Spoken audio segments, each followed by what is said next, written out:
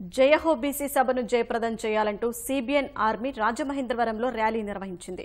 Kotipalli bus stand కూడలిలోని NTR విగ్రహానికి పూలమాలలు వేసి ర్యాలీని ప్రారంభించారు. బాబు మళ్లీ రావాలి అంటూ నినదించారు.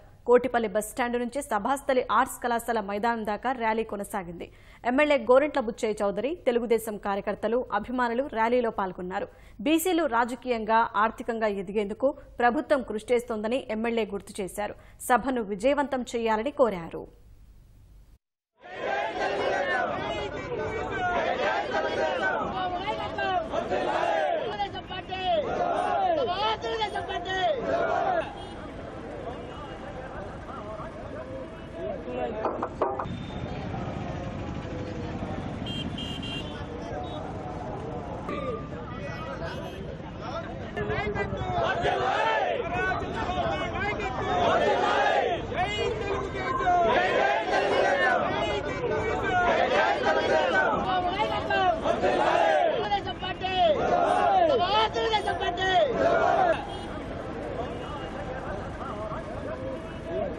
రాష్ట్రంలో ప్రథమ స్థానంలో ఉన్న బీసీలకి మంచి డిక్లరేషన్ ఇవ్వాలన్న లక్ష్యంలో ఈ రోజున కార్యక్రమం ఏర్పాటైంది.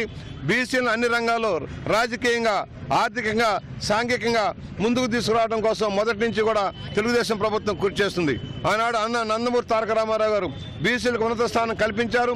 ఇవాళ దాన్ని పునికిపుచ్చుకొని చంద్రబాబు నాయుడు గారు ఇవాళ 22,000 కోట్ల రూపాయలు ఈ 4.5 సంవత్సరాల్లోనే బీసీల కోసం వెచ్చించి ఇవాళ తన ప్రేమని చాటుకోవడం జరుగుతోంది. ఇవాళ అనేక సంక్షేమ కార్యక్రమాలు అమలవుతున్నాయి. ఆదరణ లాంటి రెండో ఆదరణ కింద వేలాది మందికి ఇవాళ పనిముట్లు 90% సబ్సిడీలో ఇవ్వడం జరుగుతుంది.